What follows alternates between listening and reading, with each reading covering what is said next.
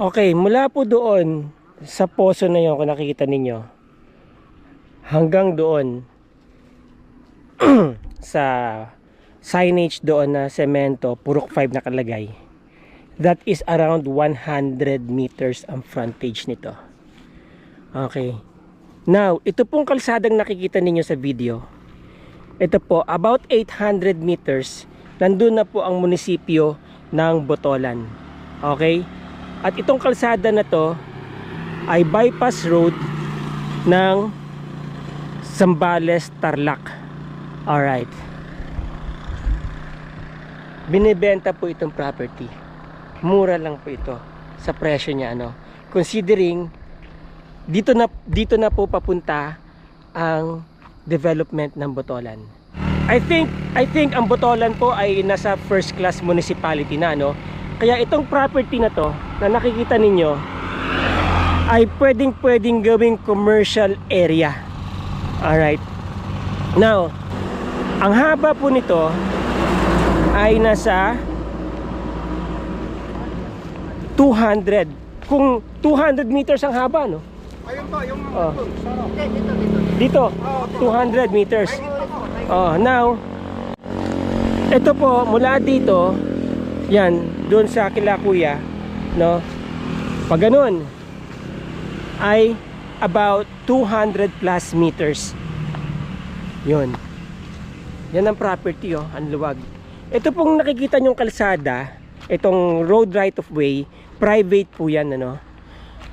Mayroon naman pong ibang alternate route yung mga bahay sa likod para daanan nila. So hindi po magko-cause ng conflict. Okay? Yan, oh, ang ganda ng property, oh. Ang laki. Alright, hindi na po tayo pupunta doon.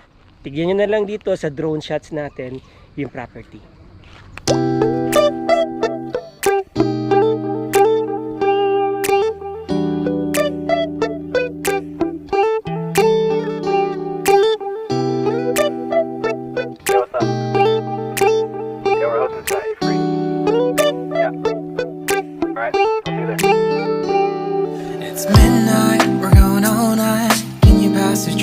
The vibe right, don't feel like having a Bud Light, how's tequila with some salt and lime.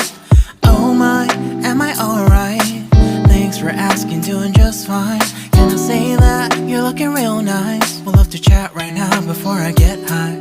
When you gaze into my eyes, I feel like I'm on cloud nine. You bang harder than 4th of July. I think I can go all night, yeah.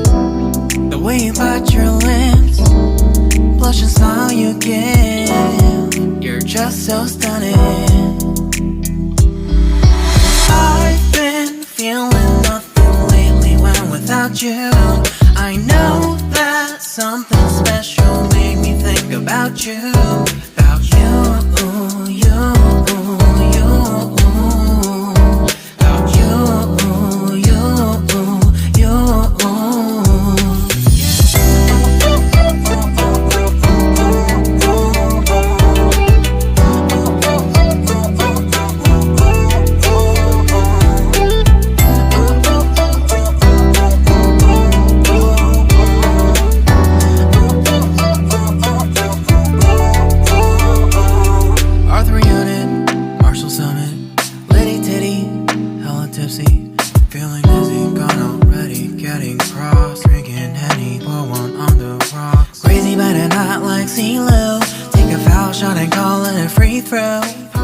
Okay, quick recap po tayo mga mga sir. This property is 2.584 hectares being sold or for sale for 15 million po. Mura na po yan sa 15 million, believe me. Nasa 610 per square meter lang po lumalabas. Nasa prime area po kayo ng Botolan. Huwag nyo nang pakawalan to. Pwede po i-develop ito into commercial area dito sa harap. Yan yung kalsada, no? At pwede po siyang i-subdivide pagdating dun sa likod. 'Di ba? Maibebenta po to ng times 10 per square meter kapag na-subdivide to, believe me. Tignan nyo yung mga bahay dito sa harap. Magaganda na yung mga bahay dito. At mapapansin niyo, walang hinto yung mga dumadaan. Nagiging busy road na po itong daan na to. You know why? Kasi nga, ito nga po yung magiging bypass road going to Tarlac. Ayan, no? Papunta doon. Diba? Again, nasa 800 meters lang po, nandoon na kayo sa munisipyo ng Botolan. Alright? So, kung interesado po kayo sa property, kontakin nyo ako. Nandyan po yung aking number, Viber, WhatsApp, Globe. Yan po yung aking email. Details po ng ibang contact details ko nandyan sa description sa baba. Kontakin nyo lang po ako. Pag-usapan natin ng property na to. Huwag nyo na po pakawalan.